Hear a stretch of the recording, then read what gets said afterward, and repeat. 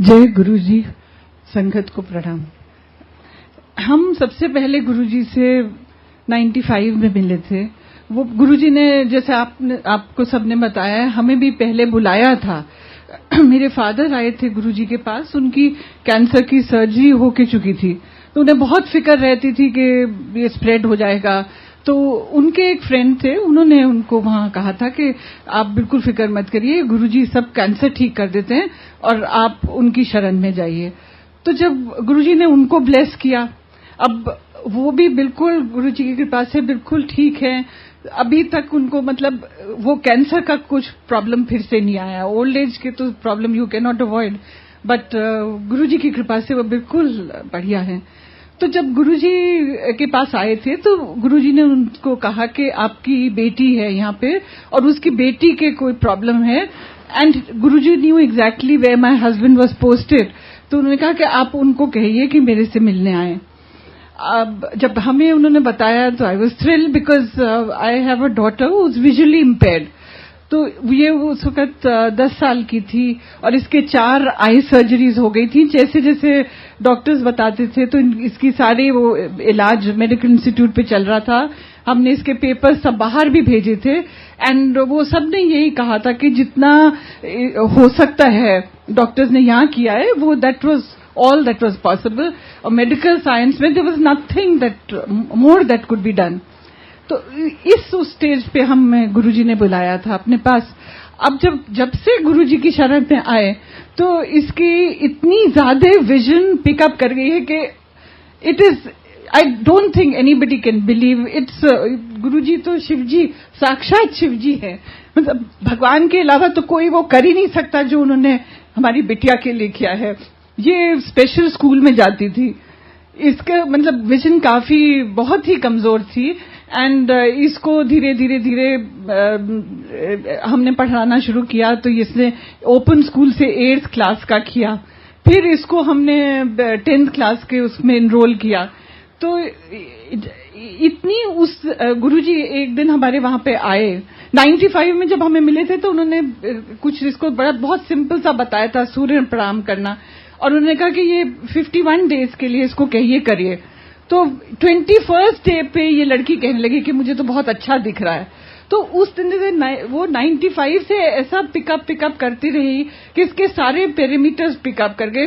वो special school से फिर ये बकायदा इसने अब तो MA कर रही है, फाइनल ईयर में है। तो उस जब से धीरे धीरे उसके सारे पैरामीटर्स पिकअप कर गए।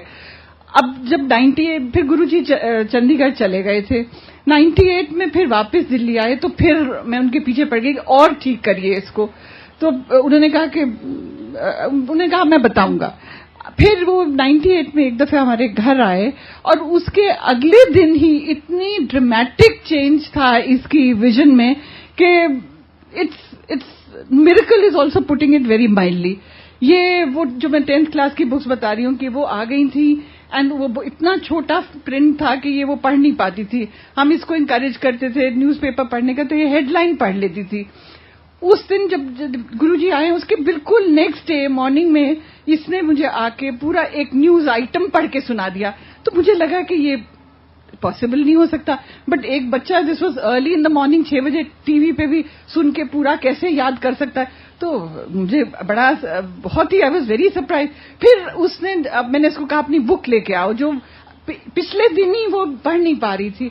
अब वो जब वो बुक लेके आई तो वो उसमें से इतना छोटा प्रिंट, बिल्कुल जो न्यूज़पेपर वाला प्रिंट होता है वो वाला वो प्रिंट था, और ये पढ़ के इसने सुना दिया। उससे पहले हमें सारी इसकी टेक्स्ट बुक्स इनलार्ज करवानी पड़ती थी, मैग्नीफाई करानी पड़ती, और फिर जाके इसके वो पल्ले पड़ती थी, और ये इसने खटाखट पढ़ के सुना दिया। तो ओवरनाइट गुरुजी ने इसके ऊपर इतनी कृपा करी कि इसको बहुत ही मुश्किल है, मतलब आप लोग कैसे उसको बिलीव करेंगे, बट ये बिल्कुल हमारे साथ ऐसा ही हुआ।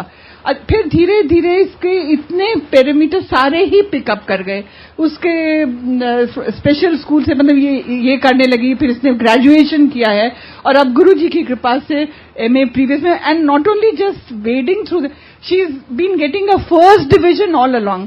मतलब वो सिर्फ गुरुजी ही करा सकते थे, उनकी कृपा के बिना तो ये पॉसिबल ही नहीं था।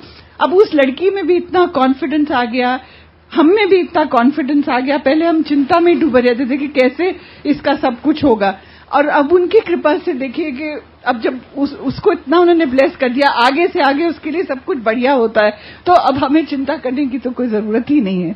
ऐसे ही उन्होंने पूरी फैमिली को इसी तरह से ब्लेस किया। मेरे हस्बैंड को 3 दफे उनकी जान बचाई। एक दफे वो I don't know if you remember 2001 में जब पार्लियामेंट पे अटैक हुआ था, he was the last one to go inside the parliament house. 1 second पहले उन्होंने बात करी दरबान से, तो दरबान ने उनसे पूछा कि आप आज क्यों आए, आज तो पार्लियामेंट एडजर्न हो गई है। उन्होंने कहा नहीं, मुझे किसी से मिलना है।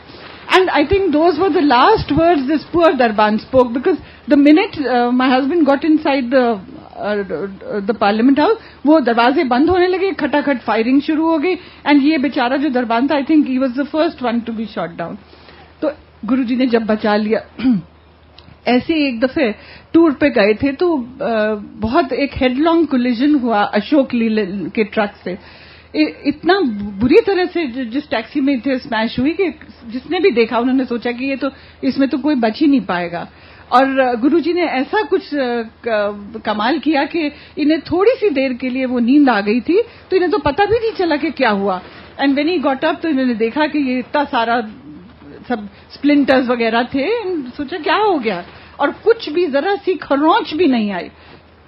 ऐसा वो गुरुजी ने, और 3 जने और थे टैक्सी में, सब पे कृपा, सबको बचा लिया। और तीसरी दफे ये वहां पे कश्मीर में पोस्टेड थे, तो वहां पे गोल्फ कोर्स पे वॉक के लिए गए। दूसरा तीसरा दिन ही था ज्वाइन करने के बाद, तो जरा सा अंधेरा हो गया था। गलती थी, बिकॉज वहां पे तो बहुत केयरफुल रहना पड़ता है। तो जब जरा सा ये वापस ही जा रहे थे, तो एक इनकी तरफ एक जानवर भागता हुआ आया। तो ये बड़ा फरी सा था, इनको लगा शायद कुत्ता है, तो सोचा कि कुत्ता कैसे गोल्फ कोर्स में आ गया। जरा सा अचंभा हुआ, बट फिर में और पास आया, इतनी सी दूर था, तो देखा कि वो तो लेपर्ड है, और वो बिल्कुल तैयार था लपकने के लिए। उसकी टेल स्विश कर रही, बिल्कुल गुस्से में। एंड इन्हें कुछ समझ में नहीं आया कि इतनी देर में क्या करूं। इन्होंने ऐसे वैसे शू शू कर दिया। एंड उसके बाद मतलब ये 2.5 किलोमीटर दूर था गेट, और ये वापस चलते रहे। गुरुजी ने फिर इनको बचा लिया, बिल्कुल बिना किसी उसके ये वापस वहां पहुंच गए।